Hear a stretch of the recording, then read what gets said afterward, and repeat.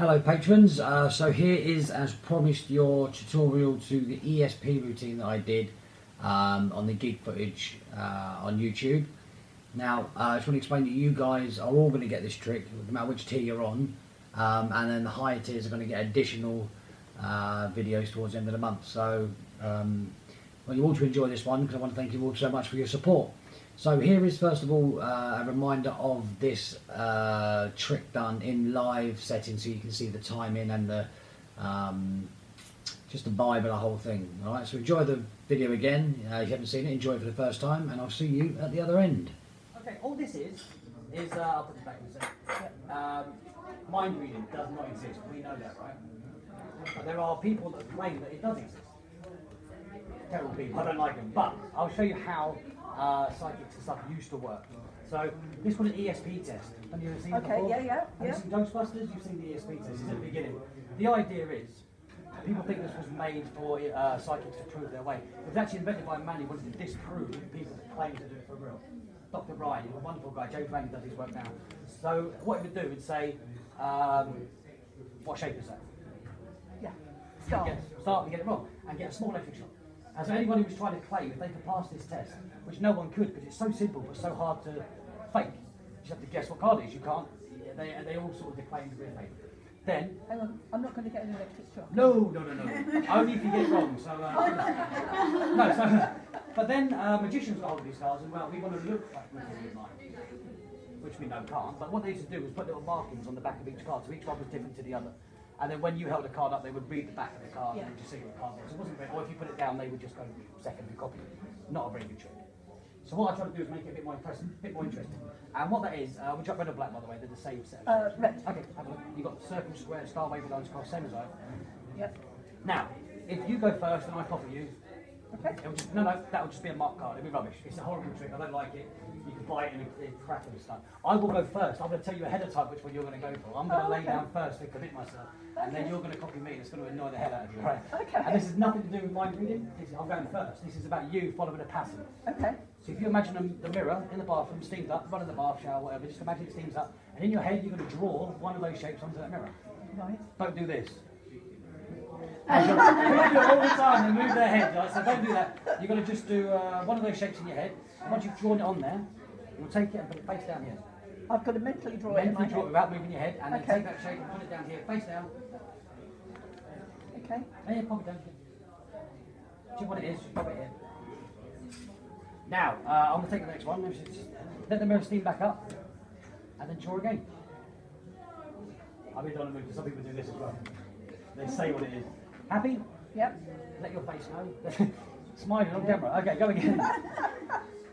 Were you any good at art at school? Reasonable. Okay. Two left, I believe. Yeah. Hold him in any way, like that way. Sure? Yeah. Now this is like a mirror. Yeah, no, look, if you look at me, it's like a mirror. All right, okay. So if you're looking in the mirror now, Yes. you look like this. Yeah, you see exactly the same. Right. Show the camera. Shall we show that? Yeah. And also, these went down in a particular order. I'll pop those two down, pick those up. Yeah, just in the order you put them down, face down. Yeah. Yeah, so you just turn over the top one, it should be a star, and then you did the circle, and then you did the cross. Wonderful. Okay, so go from again. Yeah, we'll go again. This time we'll make it a bit more interesting. We won't do the whole drawing thing. I've got you in a pattern now. It's fine. Okay. Look down, see one, put it down. Yeah, I'll let me go first. What did you do last time? Yeah, that's fine. So just don't worry about any of that. Just pick one, put one down. Don't overthink it. That's quite important. Yeah, put one down. Are you getting all this? Can you see it all right? Yeah. You'll see there are two cards that I put down, which are the wavy lines and the circle, which is the same as you. Right? You see how easy it is to read it? Now you've got to try and catch me out. Work harder. Go. Okay. I'll put those back in. No, make it right, 1 in 5 still. 1 in 5, yeah. Okay. That'll be your next one. It's going to really annoy you. That's the next one as well. Oh, put one down. I think I forced you to do this now. Okay. Oh, is it? Touch one. Touch one of mine. Touch one of yours. Touch one. Okay, leave it here. Pop one down. Yeah, pop one down. What, me? Yep. Always you go up it. There's one left. Yeah. The one you touched for mine, which is match yours, right? Lovely. You can show it here as well. Yeah. And we'll pick these up the same order. Again, just the same order. You're going to pick the top one for your star again, and then your square, and then your circle, and your wavy lines. Wonderful. Right. So now we're going to make it more impressive. Let's take it seriously. Can you mix those? Do you want to keep them or do you want to swap them flat? Okay, so mix those up for me. When you get them back, don't turn them over and look at them. Okay. You can remix them when you get them back if you like. Okay. I'm going to pick them But randomly. we're going to do it randomly. Yeah, okay. Now, as it's random, I don't need to pick my first one, it's random. So which one I'm putting the points of one I put down? That one there? I'll take your cards back. You can be anywhere down to the top, middle, bottom. Do you want to change your mind? No. You're looking at you. No, look, if you turn them over, you'll see you've got the same as being a circle on the way back. Even though we're not looking. Right, touch one, go on, yeah. At the end here, yeah, just pop one down. Oh, no, it's okay. You can turn it face up. It's the same. It doesn't matter, right? It's a very annoying game. Touch one. That one there. Put one of yours down. Oh no, you're doing it face up. Doesn't matter. It matches, and then these match. Obviously, give me 5. Good job, high five. Thank you very much. All right, so there it is. It has baffled a lot of magicians, and one of my good friends, who is a very, very good magician, told me this fooled him as well. Now, it's not because of the technique or the method that fools people. It's the way that it looks so fair. I think that's the key to this. So let me explain first of all. The cards are marked, so I'm not going to show you the markings on these cards in particular, because depending on which card you use, you'll already know the markings, or if you get a particular set. I use the Piatnik marked deck. It comes with a big sort of pack of 52 of them, and there are a set of red and a set of black marked cards. So as long as you get the ESP cards and they're marked, you can do this routine. Now, there's not a great deal I need to show you with these. I'm just going to show you the demonstrations of how this trick can go. Alright, so let me just put these aside for a second and stress the important part of this trick. I hope you don't mind, it's been quite a long video, so I'm going to vape throughout rather than trying to edit out me vaping. You know I vape, I'm going to vape. So, the key to this trick is understanding that there is no one way this trick will ever go. The choices the spectator making are free choices. You are reacting every time to the choice they make. So you need to act like everything you do is as if you were going to do it all the time. It was always going to be the way it was going to go. So you need to practice reading the markings, understanding the 5 stages I'm going to show you in a second, and really get that ingrained before you go out and do this, because you really want to be able to freely present this without worrying too much about which one's which marking and what happens if it's 1 or 2 or 3 or 4 or 5. So really spend some time getting this down. Okay, so let me explain the system. So with ESP cards, they are cross, wavy lines, square, circle and star. Now what I do before I start any of the magic, I tell a little tale about how these cards came about, because they are, a lot of people say to me, it's very hard to bring these into a gig. You know, people know what cards are, people don't know what these are, which is fine. You know, if you've got any sort of foreign object you're bringing into a thing, as long as you've got a fairly reasonable story behind it that you can tell believably. We don't want to say that my granddad gave me these cards back in 1950, you know, all that stuff. I didn't put it for a big story. I tell the truth. I'll talk about Dr. Ryan, who came up with this test. His work is now being done by James Randi Foundation, which is basically debunking people that claim they can read minds for real, because we know that people can't read minds. So what they would do in this test. So immediately I'm empathizing with their thoughts on mind reading. They know it doesn't exist. So you're blowing it out of the water already. You're saying it doesn't exist. This is a test that actually disproves psychics. So psychic will try and you've seen it at the beginning of the Ghostbusters, right? And you just take any card. You say, you know, I normally take the wavy lines because that's not a shape that people have in their head. You know, people have these shapes in their head, squares and circles and stuff. So I'm going to take one out and just say, what shape is it? And they have a guess. If they get it right, you go, well done. But if you try again, if they get it right all 5 times, it looks like you've done a trick, but essentially they're going to get it wrong eventually. And you say, it was very hard to get. I think you needed to get 30 or 35 in a row to prove you were psychic. And people can rarely get 5 or even 3, and you sort of give them a chance to guess it and they'll get it wrong. So you just prove a point. And every time they got it wrong, they get a small electric shock. Eventually, over time, that was incentive for them to own up and say, I can't read minds, it was, you know, I'm a fraud. So that was what the test was about. So you explain this. But explain it like as in research it. Go and have a look at Dr. Wine. Go and look up ESP cards on Google and get some information about it. Just a general outline. So when you're saying it, it doesn't sound like rehearsed patter. You're talking about something you know about, which always makes it more interesting, because you don't have to follow a set of lines. You're just talking about something you know. You know, if you're really into football and I ask you to talk to me about football, you just talk with passion. You talk really happily about it. If I ask you to talk about something you had to learn, then you're going to sound a little bit more robotic. So try and make it, you know, get the information researched and in your head. It's worth doing for this. Then my favourite part of this whole thing, you say, then magicians had the idea of looking like they could pass this test.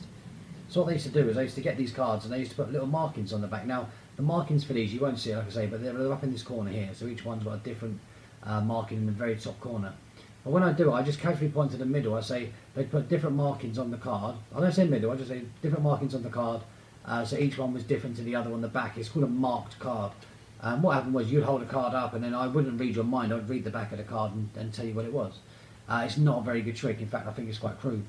So what you're doing is taking the actual method that we're going to use and saying how it's done, and then saying, but it's a ridiculous idea. That doesn't fool anybody. Everybody knows that if you hold a card up and I see what it is, I can see what it is from the back. So it's a lovely way of disarming them from when they get the card. They don't look for the marks, because you would never have given them a marked card and then say these are marked. I mean, no one's that stupid, right? Or is it amazing double bluff? So it's amazing double bluff. You're basically blowing the method out of the water by telling them the method that you're actually going to use. So it's kind of a nice thing. So what you say is, the only way to make this test interesting, and this is what I've done here, is I will go first. I'm going to commit myself to guessing ahead of time which one you're going to go for. So this isn't mind reading, this is about patterns. This is about you following a pattern of shapes that you can't help. Even if you try and change your mind, you will always follow this same pattern of shapes. Now this gives them a challenge. The challenge now is not to how the hell is he reading my mind and copying me. It's how do I get out of this pattern that I'm apparently in. So you've changed the whole dynamic of the trick from I can read your mind to it's basically a psychology test. It's a thing where everyone thinks the same way, so you need to be different. Try and catch me out. So you've now just shifted everything about the trick to one side, which makes the person not want to try and catch you out, not look for markings, because there's no point. You're going first. It makes no sense for the cards to be marked.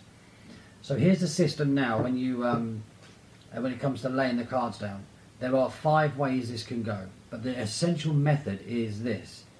You lay down any card. Now I'll do this face up, so we haven't got to look at the markings. We'll do it face up, and I will randomly mix these up. So when they come down, I don't know which one's which. Even though they're marked, I haven't got my glasses on, so I won't know, right? So let's say I go for the circle, and it'll be like this. So I'll put one down face down, but I'll put it face up for the explanation. So I've gone for circle. Now they can go for anything they like, whatever this is. I'll put it face up. Okay, so now they've gone for wavy lines. All you're going to, and you'll be able to see that from the back, obviously, because you've got a marked card. So all you're going to do now is follow what they do. So in the same way you said, if you put a card down and I just copied you, it would be marked cards. That's exactly what you're about to do, right? So they put wavy lines down, so now you grab your wavy lines and you put it down. So you're just copying them now, but they're sort of one card off. Now you're going to keep doing this process of copying their card until they put down the original card that you started with. All right. Now if you're quite forgetful, when you put your cards face down, you can always leave it like jogged, so that you can always catch a glimpse of your first card, just in case you forget. Okay, so I put down a wavy lines. They put down the square. I'm picking these at random, so I'll copy and do the square. They'll put another one. Right. So at this point, they've put the circle down. This completes this cycle. They put down the one that you started with. Okay, so now this is what I call number 3. So when 3 cards go down, there are 2 ways. So I'm going to just turn these over so that yeah, so I'm going to turn them face down so you can see. You get the idea, right? You put one down, they put one down, and then you just copy them until they match your first card. Obviously, if they match it on the first go, ka-ching, it's like perfect. You just turn the cards over. So in this case now, you'll see what I did in the performance. And I'll talk to you about the pattern in a second, but just for the actual method. If there's 2 cards, so 3 have gone down, 2 cards left, what I do is I say hold the cards up like this. Now as they do that, I can look at the back of the cards and tell you, obviously I can see on the screen as well, but I can tell you which one's which. Alright, so star and cross. So I say hold them like this. Now what I'm going to do is try and make them match. Now I hold mine up first. I don't sort of do this and then bring them up. I hold mine up. So mine are at star here, cross here. When they hold theirs up, it's the other way around in this case. If it's the same way around, so you are a mirror image, that's perfect. You just turn them over. If they don't, if all I do is I bring them together, turn to the side, and say, "Can you guys?" Or I say to her, "Look, take your cards and just face the audience." And I basically do a top change. I just literally switch those round as I turn, but I just do it casually. I say, "Look, hold your cards out in front of you like this, and just face the audience so they can see what's going on." They don't know that they need to be the same at this point, right? So they turn, and then you turn back and say, if you turn them over like this, then you'll be the exact mirror image. All right, so that's the way of revealing what's left in your hand. The way you do this part is always the same. You're going to do a bottom deal, but don't panic. It's not a bottom deal like cards. It's a very simple thing. You pick up your cards face down, and you say, "Do me a favour," and you just put your hand, your finger, against that bottom card. And then you bring this hand forwards and say, "Grab your cards, but keep them face down in the order they're in, and just turn that top card over." Okay, so you're not kind of doing this thing where you're sneaking it out like a gambler doing all this stuff. You're literally going to put your finger on the bottom and move your hand forward. Okay, you can push that off as well with your thumb just to make sure it's one card. That's all you're going to do. You're going to literally, as you're talking, you'll see me say, "Yeah, you just grab your cards," and I come back like this, and I say, "Just grab your cards and take the top one and just turn it over and put it face up on the table." And now what that does, that just by putting the bottom card to the top, they all become the same order. All right, so you pick the cards up, you put your hand on the bottom and say, and just gesture with the other hand, the hand holding the rest of the cards, and say, "Do me a favour, take your cards, keep them in the same order they are, just turn the top card over from the top." And as you say top card, you're going to gesture with this. So take your top card and just turn it over. It'll be a circle, circle, and then you just deal them out, square, square, wavy lines, wavy lines. So that's the essential method. You're going to like a one behind until they match the first card, and then you're going to do like a bottom, I want to call it a bottom deal, but it's not. You're going to take the bottom one and turn it over as a top one as you gesture, which then puts it back to the top, which means they're all exactly the same order. So that's the deal. Now let me talk to you about the different ways that this can go, okay? Because there are different ways this can go. So what you've seen there is the 3 cards down. So I count the cards going down in my head to remember which one's which. So let's say it's 1. So 1 is obvious. All right, you put 1 down, they put 1 down, and they match. They're 1 and 5 are the best. So in the middle you've got to do some work. So if they match, you go, "Brilliant, now try harder." I told you you're going to be predictable. All right, so that sort of stuff. Let's say they go for 2. Now 2 is quite a nice one because it's very casual, right? So let's say they go with, I go with a star, they go wavy lines. Yeah, so star, wavy lines. I copy their wavy lines as per the method, and then they go for star next. So now the circle, the whole system is complete. It leaves you with 2 cards down. Now these cards, I don't really make a big deal of these cards. I just focus on these 2. Go this way up. Now all I'm going to do is reverse one of those packets, whichever one's nearest. So I literally pick them up, and as I turn them over, I'm going to just flick that card off and do this. Okay, so it looks like, pick it up, and I'm going to just flick that bottom card off and do that as I put them down. So I go wavy lines and a star, and you've gone, and now all you do with theirs is turn them over normally and put them down, which means they have a wavy line and a star. It's a very simple move. You literally just pick them up with your thumb on the bottom, you turn over, you go wavy lines and a star. Let's see what you went for. Oh, wavy lines and a star. And they go, oh, and the fact is they match. And you give them back and say, "Come on, we'll go again." So that's 2. Now 3, you're going to do that bottom for the first, second, third, and do the mirror of the 2 cards with seeing the marks and doing the change if you need to. 4 is lovely and easy. All that will happen there is, so let's go, I put down my wavy lines, they put down the cross, I put down the cross, they put down the square, I copy their square, they put down the circle, I did a circle, and then they put down the wavy lines. When this happens, and it happened in the performance, all you do is you say, "You've got 1 left." No point putting this down. It matches, and they see it matches, and they're all like, "You dirty rat!" So you chuck those down. Now what you do while they're reacting, so they'll have theirs. You throw yours down while they're reacting, and you grab your cards, and you say, "Don't forget, you're going to grab your cards from the top, and do this." So then you've done that little bottom deal move. 1, and now they all match. So that's 4. Okay, so 4 basically is the same as 3, except instead of doing this thing and trying to work out which one's which and switching, you don't have to, it just turns up. Now 5 is obvious. If you go to 5, you're going all the way through, you just pick them up, do that little bottom deal, which really, don't panic, it's not a bottom deal, and then just deal all 5 down and they all match. So 1 and 5 are very easy. 4 is lovely because it's just a 1 card left. 2, you're doing the little sort of Monty turnover move, whatever it is, you're going to just reverse one of those 2 packets as you turn them over, normally your own. So you say, I dealt down a star and a cross, let's see what you've got, oh, star and a cross, and they match. So essentially you've got 5 different ways of presenting the outcome. Now, you don't want to look like you are responding to their outcome. So you don't want to be doing when you perform this is getting to 3 and going, so it's 2. You want to look like, excuse me, I've had a long day at work. Oh. You want to say along the lines of, look, 1, 2, 3. Yeah, that leaves you 2. Let's just hold those up and see how you hold them in any order you like, and then they still match as a mirror. And then they 1, 2, 3. And if it's 4, you say double, put the last one down. It matches, and you put it down. That sort of thing. So just when I say ingrain this kind of thing, you've got to be very fluid in this trick. You've got to, whatever they put down, you need to then move on to the next bit without any hesitation. It's really important.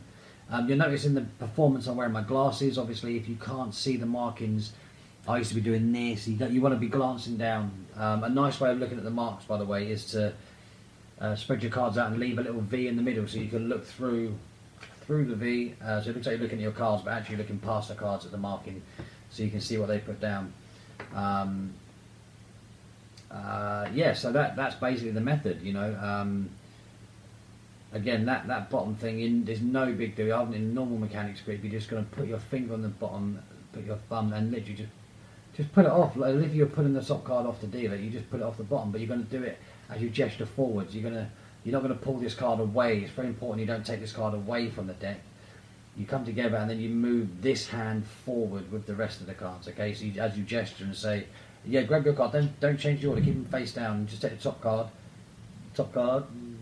and deal it down, and then they'll all match. Yeah, so you got that thing. So that's the method. If you don't understand it, rewind this and watch it again. It will make sense. Make sure you've got your marked cards in front of you, and this will all make perfect sense.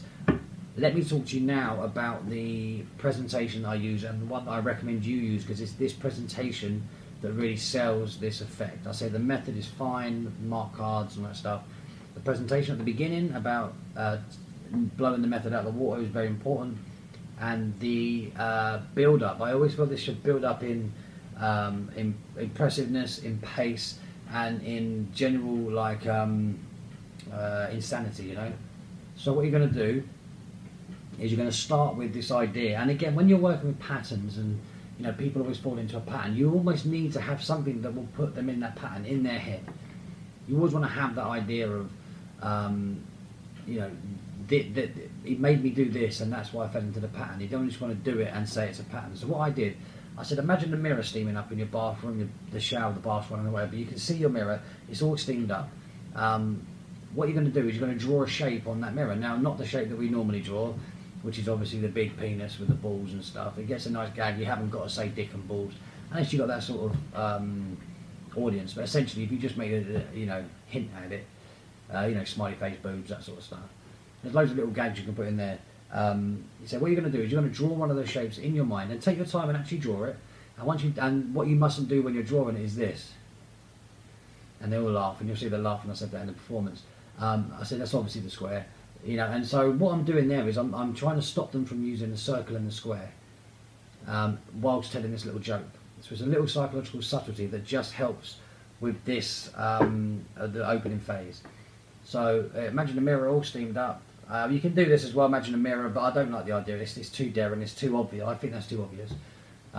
Imagine a mirror in your mind, all that stuff. It's not. I don't like that, but I like the idea of imagine a mirror steamed up, the bath, the shower's running, whatever.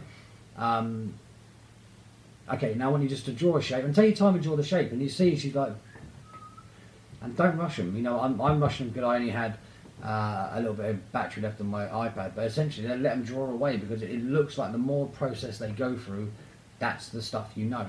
So what I'm trying to do basically, I'm trying to get them to put down the star first of all. All right. So I don't use the circle, I don't use the square. Now the reason I use the star, star or the wavy lines I'll put down first, but it don't, whatever mood I'm in. And the reason is they've both got a nice way of looking like you made them choose it. So if they put the star down, and you put the star down first, so I even put the star with the wavy lines. If they go with that, which they I'll say it was like 50-50. It doesn't matter if they don't, but it's just a little touch. Remember, allow yourself to be lucky. So they put down the one that matches, and you do it first here. Hopefully you've talked them out of the square and the circle, which means you say 1 in 3 shot of this happening. So let's say it happens 33% of the time. You put your star down, they put the star down. Now you can say something like, now most people really struggle to draw the shape that they always put down because they're trying to catch me out. So even though you can't draw one perfectly, you're going to try and draw this in your head because you feel like it's the hardest thing to draw, therefore it'd be the hardest one for me to guess. You do the star, right? And they do the star. And it's a lovely, lovely line, right? The other one, obviously, with the wavy lines is great because you say, oh yeah, so you put the wavy lines, they put the wavy lines. So you can do either or, and if it hits, I'm just saying with these two shapes and that square circle thing, you're going to hit more times than often, more times than not. So it matches, and you say, now you know what you were thinking about when we were trying to get that room in the condition I wanted it in. It seemed like a weird thing for me to ask you to imagine you in your bathroom with all the steam going up. And as soon as you do this, if you do it free, even better, all the steam going up. You know, the steam goes up, and then they show that it looks like they've fallen right into a trap. It's a lovely little line. And it just gives you a chance to say those two lines. So start with those two. Use the don't do this, it gives it away. That's obviously a square. You've now really got to avoid the cross, you know. And I don't like doing the thing of, you know, don't get cross if I get this. It's a bit too cheesy. But the steam makes perfect sense with the mirror, and that makes perfect sense about drawing the hardest shape to catch me out.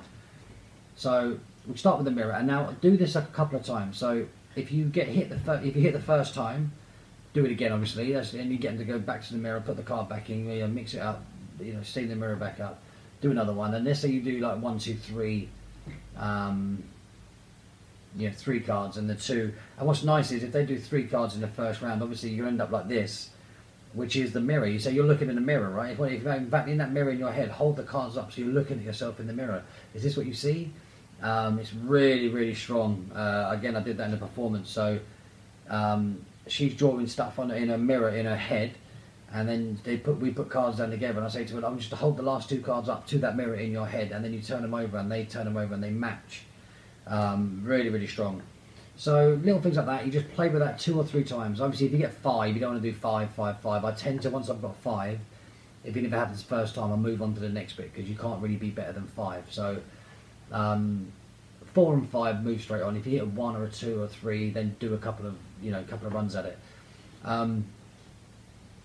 So you've now done the first stage with the mirror. Then you say, listen, let's take away the mirror. Maybe that's what's making this too easy for me. Just make it a snap decision. So you're going to look down, look at a card, put it down, and you start banging the table with your hand a little bit. Take the card and put it down, and you start moving a little bit faster, and your voice gets a little bit quicker. You'll notice it in the performance as well, right? So I'm slamming the card. Before I'm placing them down like this, I'm saying, like, you have a go. Now I'm like, and then I put one down straight away. Yeah, so, and the nice thing as well, if you want to look like you're not using marked cards, you could, when they put their card down, just immediately put any one down you like. Just randomly pick it from yours and put it down. What's nice now is you can check if you've hit. And if you've hit, you can go, hang on, no, I'm going to do that one. So as you're looking down at your card, you can glimpse theirs as well, and see if they match. It looks great because you didn't have time to read a marked card. It's wonderful. But you start doing it faster, right? And it's the same process. If it's 3, you do this at the end. If it's 1, you just turn them over. But now you're doing a little bit more jerky, a little bit quicker, and they're getting a little bit like, oh shit. And this looks like this is how you get them to follow that pattern. You just kind of pressure them into it. So they're putting it down, they're putting it down, and it builds up and builds up. And you do this 2 or 3 times until you hit a 4 or a 5, and it's great. And everyone's now going, this is amazing. And then the last thing you do, say, we'll make this impossible. Look, you take those, you take those. Do you want to swap colours? Give them loads of options. The more they feel they could have changed stuff, the more confusing they'll be. And you say, here you go, here, take this, take this, take this. And yeah, so you move them around, and then you say, you mix those, you mix those. When we get them back, we'll do them face down. Let's see if we can get lucky on this, right? I feel like we've made a connection, all that sort of stuff. So you just get the cards face down, and you're going to do exactly the same thing you did before, but obviously you're using the markings on your cards to see which one you're going to put down. So it's a little bit more difficult.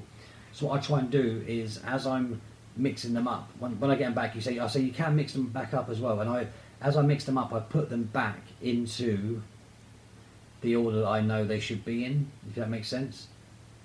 So now I know it's 1, 2, 3, 4, 5. Obviously 5 sides, 4 sides, 3 wavy lines, 2 lines, and 1 line for the circle. So I put them back in an order that I can just then take them. But I do it as I'm talking, as I'm saying, look, just when you get yours back, you can mix them again. So it doesn't matter; it's completely random, and you're just basically putting yours in the order, so you don't have to look for the one.